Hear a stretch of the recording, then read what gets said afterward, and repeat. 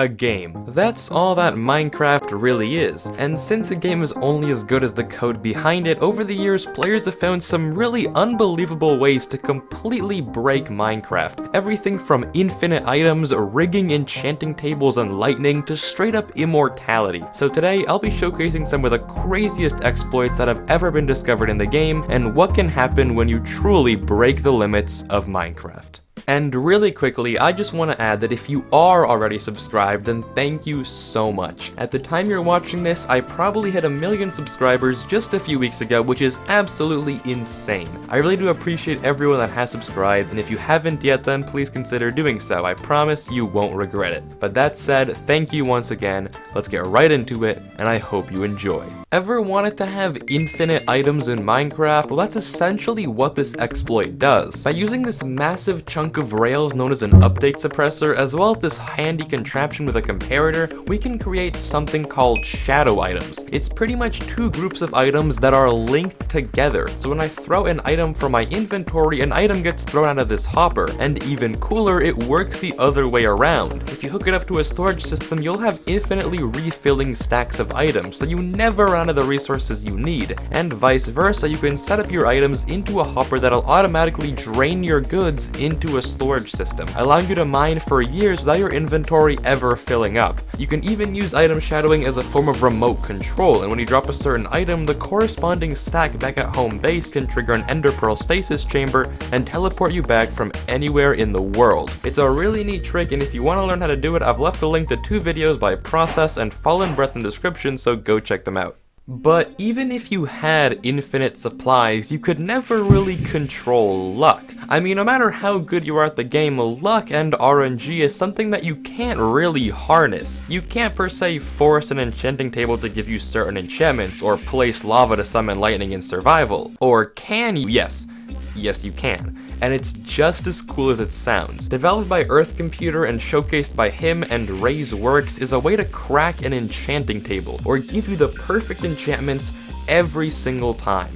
And you can control it in survival. The way this works is that the randomness of an enchanting table is determined by 2 numbers, the XP RNG and the player RNG. Both have their own respective seed or starting number, and if we know these seeds, we can figure out what enchantments we're gonna get and how to get them. Problem is, there's over 4.3 billion possible seeds, and there are plenty of things that are constantly changing them. Sprinting, eating, using mending, logging out, changing dimensions, dropping items, the list is endless. But we can use this to our advantage. By taking a look at the numbers of levels required for an enchanting table and plugging it into this really helpful tool by Earth Computer, it is possible to find the XP and player seeds. With that information, all you need is to drop some items out of your inventory, and boom, the perfect enchantments for your tools. Just tell the program what you want, and it will give you detailed instructions on exactly what you need to do to get those enchantments guaranteed. How much lapis you need, how many levels, and how many bookshelves. It's super user-friendly and takes like 3 minutes to do. Isn't that just incredible? And you can do the same thing, but with lightning.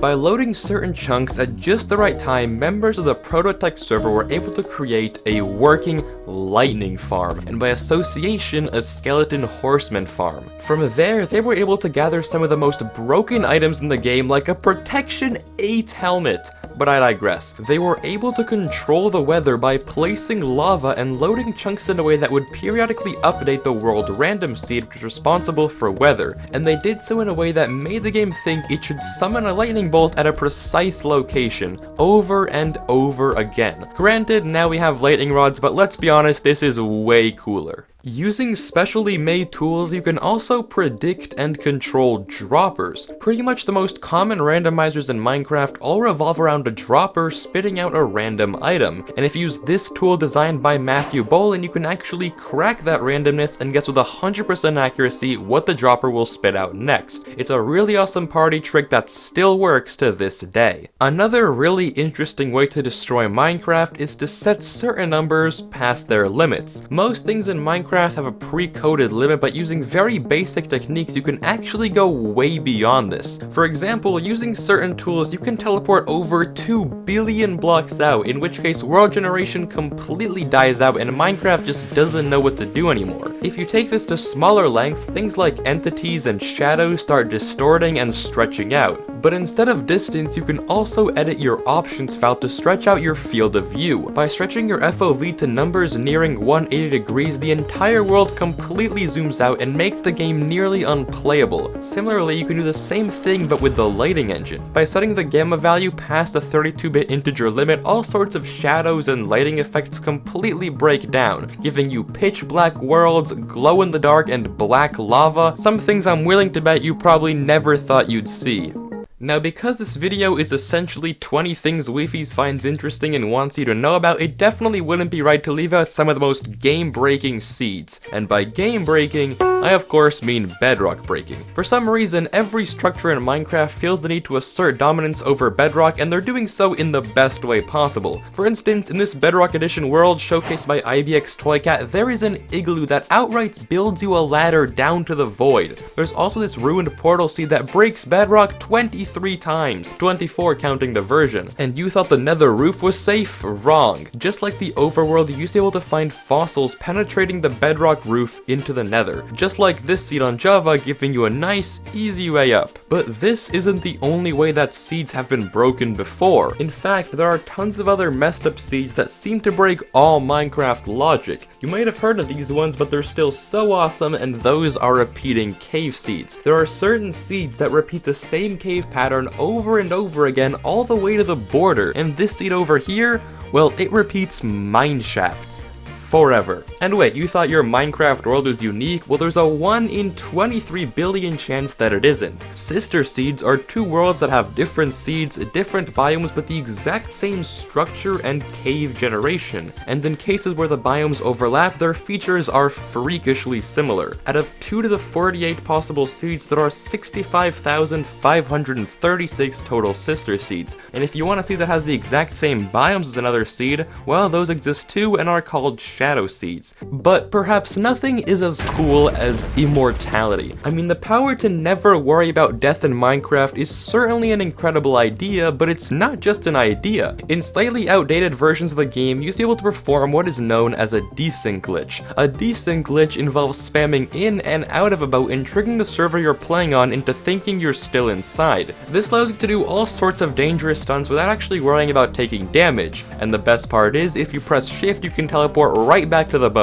Any block you place in this limbo state becomes a ghost block that's only visible to you, which grants you the power of levitating before people's very eyes. However, there's one other immortality glitch that's even more fascinating. 2B2T's Immortality Machine. On the off chance you don't know, 2B2T is an anarchy server, the oldest one actually, which means it has no rules, and as a result, its players have the freedom to do pretty much whatever they want. That being said, one of the only punishable offenses on the server is building a lag machine, a giant redstone contraption that's only goal is to lag out and break the server. And of course, some players did it anyway. But all didn't go as planned. Instead of the server crashing, somewhat of the opposite happened. The players directly underneath this redstone behemoth had their hitboxes stripped away. A hitbox is the place where you can get hit, and the server, being under so much stress, straight up removed the hitbox of anyone nearby, granting them immortality. The machine was eventually destroyed by the admin of the server, and its mysterious effects were never able to be recreated, leaving us with the question of what on earth actually happened. On a lighter note, here are some quick but awesome glitches. In 1.8.9, by looking at a sideways anvil, you can actually change the collision box of every anvil in a world, allowing you to phase through walls like this. What appears to be a solid wall of anvils actually becomes larger when you look at one facing in a different direction, putting you inside the wall and allowing you to go through. By building an end portal and putting the north and south frames facing outwards and the east and west frames facing inwards, the portal will light to the side. If you put stacks of bottles in a brewing stand and pick them up one by one, you can actually bypass the stacking limit and go all the way up to 2 billion bottles. Don't believe me? Try it out. If you place blocks while falling at just the right moment, you can actually cancel all fall damage. This is because you are tricking the game into thinking that you're stepping instead of falling. And obviously, because you don't take damage when you're stepping onto another block, all fall damage is cancelled. Although this doesn't work in new versions, so don't test it out. There's also this random bug where if you give yourself jump boost 255 in older versions and jump, it'll be perfectly normal. However, if you then walk into fire, you'll be shot straight into the stratosphere. If you push yourself into an end portal using a piston, it will actually teleport you into the end at the chords of the stronghold. So in essence, you can completely skip the dragon fight, loot the end cities, put the gear in your ender chest, and come back to fight the dragon with an elytra. Just be sure to get some pearls and a potion of slow falling before you hop in, otherwise it won't end too well. Trust me. I know. And finally, on the off chance that a mob spawner tries to generate on a chest, like in the case of this double dungeon, its data will reset into a pig spawner, making it one of the rarest blocks in the whole game. Which is why it's all the more amazing that this chest that tried to spawn on a buried treasure actually turned into a quintuple pig spawner. Now that's a good food farm. And the final thing I want to leave you off with is AI. AI in Minecraft is at an all-time high, and the opportunities opening up are endless. From world record TAS speedruns to insane TAS flexing to TAS friends, the tool-assisted Minecraft videos are perhaps some of the coolest things in the whole game. Not to mention the Mineral project that is straight up developing robots that can learn to play Minecraft like a normal player. If that doesn't impress you, I don't know what will. Actually, I do, and it's this. People making real CPU cores in Minecraft. Things that are able to run legitimate programs like Tetris, Snake, that one ping pong game, and straight up work as a graphing calculator. That's nuts. That's actually insane. But okay, you stuck around to the end, meaning you're really into glitches and exploits. And this one is one of the strangest. If anything, it's actually one of the